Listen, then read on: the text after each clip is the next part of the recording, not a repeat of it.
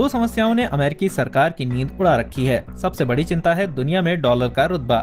ये विचार है मैन्युफैक्चरिंग को बढ़ावा देने और पुराने आइडिया को नया अतिवादी तड़का लगाकर वापस लाने का। इसे नाम दिया गया है मारे-लागो अकॉर्ड। इस सुझाव में अमेरिका की भविष्य की नीतियों की झलक भी है, लेकिन ये दुनिया में डॉलर का दबदबा भी खत्म कर सकता है। डोनाल्ड ट्रंप की आर्थिक नीतियों ने दुनिया में उथल-पुथल मचा रखी है। इसी उथल-पुथल से ये सवाल भी उपजा है कि क्या इन अनिश्चितताओं के बीच डॉलर दुनिया में अपना रुतबा बचाए रख पाएगा। मज़ेदार बात यह है कि फ़िलहाल कोई नहीं चाहता कि डॉलर का ये रुतबा यूं ही बरकरार रहे। दुनिया की बड़ी आर्थिक शक्तियां अमेरिका की पैदा की हुई अनिश्चितताओं से डरी हुई हैं, इसलिए वो अमेरिका और उसकी मुद्रा डॉलर पर निर्भरता कम करना चाहती हैं।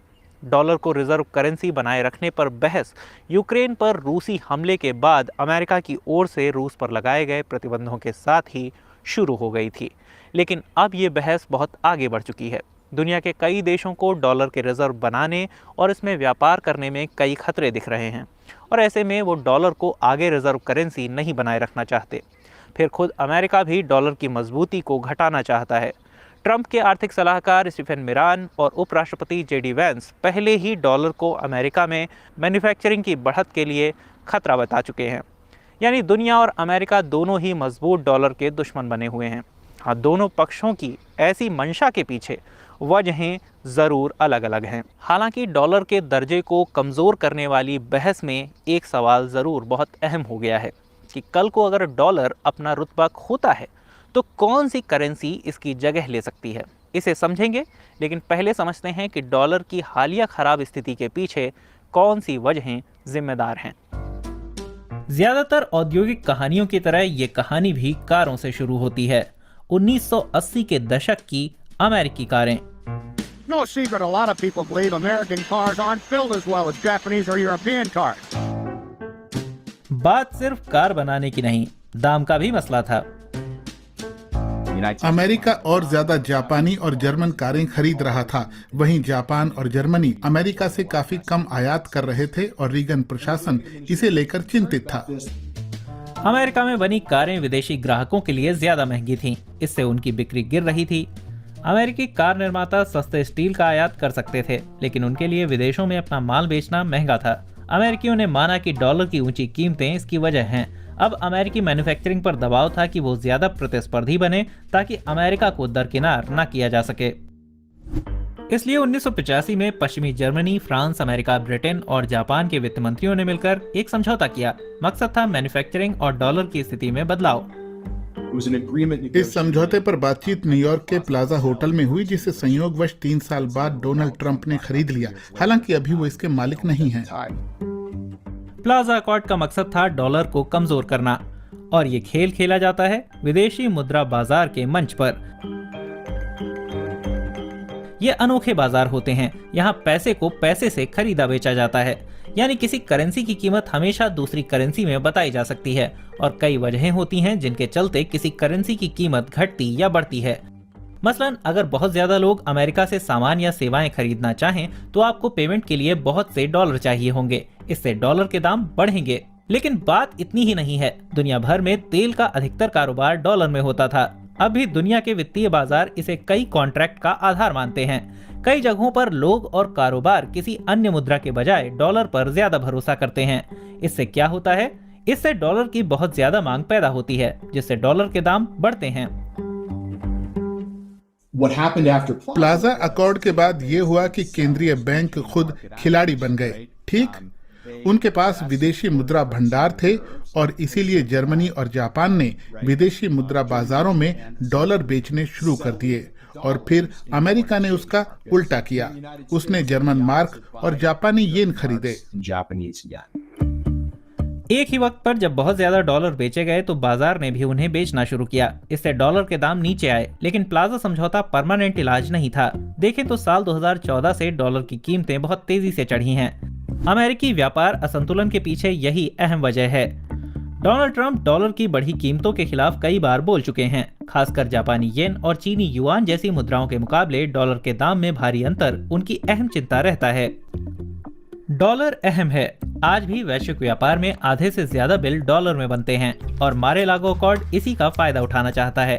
प्लाजा अकॉर्ड जैसा ही ये नाम डोनाल्ड ट्रंप के गोल्फ कोर्स रिजॉर्ट पर रखा गया है। इस पेपर में ये आइडिया दिया गया। स्टीफन मिरान ने नवंबर 2024 में इसे छापा। अब वो डोनाल्ड ट्रंप के प्रमुख आर्थिक सलाहकार हैं। ट्रंप प्रशासन ने अपने कार्यकाल के शुरुआती कुछ महीनों में जिस तरह से अपनी नीतियों को लागू किया है, कुछ लोग इसी पेपर की ओर इशारा कर रहे हैं और वो कोशिश में हैं कि ट्रंप प्रशासन के कदमों को इसी पेपर की रोशनी में समझा सकें। इसके पहले हिस्से में सुझाया गया है कि अमेरिका अन्य देशों को टैरिफ और सैन्य सुरक्षा वापस लेने का डर दिखाए ताकि वो डॉलर की कीमतें गिराने में अमेरिका की मदद करें। अगर ऐसा है तो मतलब ये हुआ कि ट्रंप कुछ देशों को टैरिफ में ढील दे सकते हैं, बशर्ते वो देश डॉलर को गिराने में उनका साथ दें। आर्थिक नीति पर साथ पाने के लिए अमेरिका का सुरक्षा कवच खींच लेने की धमकी देना विदेश नीति का बहुत बड़ा बदलाव है। हालांकि अमेरिका के वरिष्ठ अधिकारी पहले ही अमेरिका के दुनिया के कई देशों को मुफ्त सहायता देने पर सवाल उठा चुके हैं। जब से डोनाल्ड ट्रंप राष्ट्रपति बने हैं, डॉलर गिरता ही जा रहा है क्योंकि वैश्विक व्यापार व्यवस्था को तबाह कर देने वाले उनके कदमों ने अनिश्चितताएं पैदा की हैं। यही मुख्यतः वो वजह है जिसके चलते निवेशक अमेरिका में अपना विश्वास खो रहे हैं। ये पहला संकेत है कि शायद ट्रंप दुनिया में डॉलर के दबदबे को खत्म कर देंगे। लेकिन स्टीव मिरान के आइडिया में एक और बात को लेकर चिंता जाहिर की गई है, सरकारी कर्ज को लेकर। सरकारें कर्ज लेती हैं सैन्य, शिक्षा और स्वास्थ्य से जुड़े खर्चों के लिए। मसलन अमेरिका बॉन्ड यानी कर्ज के कॉन्ट्रैक्ट जारी करता है जिन्हें लोग, बैंक या अन्य निवेशक खरीदते हैं। उधारी देने वाले ये लोग या संस्थाएं सरकार को कर्ज देती हैं, जैसे मान लीजिए 10 साल के लिए। इन 10 सालों में उन्हें ब्याज मिलता रहता है और तय समय के बाद अपनी रकम भी मिल जाती है। अमेरिकी सरकार हर साल इसी तरह से $2 ट्रिलियन का कर्ज लेती है। लेकिन साल 2021 के बाद से कर्ज देने वालों को अमेरिकी सरकार की ओर से दिया जा रहा ब्याज बहुत ज्यादा बढ़ा है। महंगाई पर लगाम लगाने के लिए अमेरिका के केंद्रीय बैंक का ब्याज दरों को बढ़ाना भी इसकी वजह रहा है। मार-ए-लागो अकॉर्ड का दूसरा हिस्सा अमेरिका को सस्ते में कर्ज दिलाने से जुड़ा है। इसके हिसाब से उन देशों पर दबाव डाला जाएगा जिनके पास पहले से अमेरिकी बॉन्ड हैं। प्लान है कि उन देशों के पास जो पुराने बॉन्ड्स हैं उन्हें अमेरिका समझौता करके नए बॉन्ड से बदल देगा। ये नए बॉन्ड ऐसे होंगे जिनमें मूलधन का भुगतान 100 साल बाद किया जाएगा और इस दौरान बॉन्ड पर या तो बिल्कुल भी ब्याज नहीं दिया जाएगा या बहुत कम ब्याज दिया जाएगा। ये खतरनाक रास्ता है क्योंकि ऐसा भी हो सकता है कि ऐसा करने से लगे कि अमेरिकी सरकार कर्ज पाने लायक ही नहीं रही। ऐसा पहले कभी नहीं किया गया। मेरे विचार से ये इसका सबसे मजेदार हिस्सा है, लेकिन सच कहूँ तो मुझे ये कल्पना करने में बहुत मेहनत लगी कि वो कुछ ऐसा करने का कह भी सकते हैं, क्योंकि मुझे लगता है कि ये पागलपन होगा।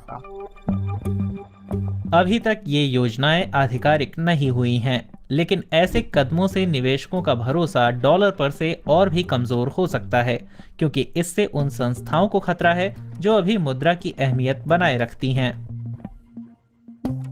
हाल ही में ट्रंप ने अपने टैरिफों पर 90 दिन की रोक लगाने के पीछे बॉन्ड मार्केट को वजह बताया था। बॉन्ड मार्केट पहले भी अमेरिकी राष्ट्रपतियों को डराते रहे हैं। 1990 के दशक में अमेरिकी डेमोक्रेटिक पार्टी के राजनीतिक सलाहकार जेम्स कार्विल ने कहा था, पहले मैं सोचता था कि अगर पुनर्जन्म होता तो मैं राष्ट्रपति, पोप या .400 बैटिंग एवरेज वाला बेसबॉल खिलाड़ी बनना चाहता, लेकिन अब मैं बॉन्ड मार्केट बनना चाहता हूं क्योंकि वो सबको डरा सकता है। हालांकि हर बार बॉन्ड मार्केट विलेन नहीं होता। हाल ही में जर्मनी ने भी घरेलू आर्थिक नीतियों में भारी बदलाव करते हुए कर्ज लेने की बात कही है, लेकिन इससे यहाँ बॉन्ड मार्केट पर कोई खास असर नहीं हुआ। दरअसल अमेरिका पहले ही जीडीपी के करीब 125% कर्ज के तले दबा हुआ है, इसलिए उस पर दबाव थोड़ा ज्यादा है। कुछ निवेशक पहले ही डॉलर से दूर भाग रहे हैं। पिछले वर्षों में कई देशों ने सोने की खरीद को बहुत तेजी से बढ़ाया है, लेकिन जब दुनिया में बचत तेजी से मिट्टी में मिल रही हो, तब आखिर किस चीज की कीमत पर भरोसा किया जा सकता है? मैं नहीं समझता कि यूरोप में ऐसी कोई राजनीतिक इच्छा पा लेने की संभावना है जिससे मुद्रा बाजारों को एकजुट किया जा सके और इस तरह से कर्ज लेने की शुरुआत की जा सके कि एक बड़ा पूंजी कोष बनाया जा सके जो शायद न सिर्फ डॉलर को टक्कर दे सके बल्कि एक अहम विकल्प के तौर पर पेश भी किया जा सके। आप भी सोचिए, क्या यूरो डॉलर का विकल्प हो सकता है? हाँ, संभव तो है। आखिर यूरो स्थिर मुद्रा है। यूरोपीय संघ की पारदर्शिता वाली अर्थव्यवस्थाएं इसके पीछे हैं। लेकिन एक समस्या है, दुनिया में जारी वर्तमान राजनीतिक बदलावों के साथ यूरोपीय संघ की स्थिरता भी हमेशा बनी रहेगी, ये निश्चित नहीं है। यही बात अभी डैनियल मैकडॉवेल ने भी कही। फिर जर्मनी और फ्रांस जैसी बड़ी अर्थव्यवस्थाएं संकट से जूझ रही हैं। यूरोपीय संघ के बाजार उतने डायनामिक नहीं हैं और पूरे यूरोपीय संघ की अर्थव्यवस्था चीन से भी छोटी है। तो क्या चीन का युआन विकल्प हो सकता है? शायद नहीं। चाहे चीन की सरकार हो या आर्थिक संस्थाएं, दुनिया के ज्यादातर देशों को उनकी पारदर्शिता पर विश्वास नहीं है। ऐसे में युआन भी रिजर्व करेंसी में डॉलर की जगह नहीं ले सकता। फिर क्या स्विस फ्रैंक और जापानी येन जैसी मुद्राएं डॉलर जैसी रिजर्व करेंसी बन सकती हैं? इसकी संभावना भी कम ही है। बिटकॉइन या अन्य क्रिप्टो पर भी वित्तीय संस्थाएं उस तरह से विश्वास नहीं करती। ऐसे में सोना ही बचता है जिसे वित्तीय संस्थाएं और देश अपनी पूंजी को सुरक्षित रखने का विकल्प मान सकते हैं। सोने की खरीद को लेकर दुनिया के केंद्रीय बैंकों की आतुरता और इसके दाम दिखा भी रहे हैं कि कोई नई व्यवस्था आने तक दुनिया में गोल्ड स्टैंडर्ड की वापसी हो सकती है। और यही समस्या है। बल्कि ट्रंप की नीतियां अभी डॉलर के दाम और नीचे ले जा सकती हैं। सिर्फ एक डील इसकी वजह नहीं है, बल्कि इसलिए भी क्योंकि लोग अब अमेरिका के साथ व्यापार ही नहीं करना चाहते। उस दुनिया में अमेरिका को बहुत कोशिश करनी होगी ताकि वो कर्ज के फेर से बचा रहे। आखिर लोगों और देशों को जोर जबरदस्ती से करेंसी इस्तेमाल करते रहने के लिए बाध्य नहीं किया जा सकता। और वैश्विक वित्तीय व्यवस्था को बदलने वाली इस योजना से यही खतरा है कि ये इतनी अतिवादी है कि लागू होते ही दुनिया में डॉलर के दबदबे को तोड़ सकती है। यानी वो डॉलर जिसके अवसान की चर्चा जोर पकड़ रही है, ऐसी किसी योजना के चलते समय से पहले ही वैश्विक अर्थव्यवस्था के सामने घुटने टेक सकता है।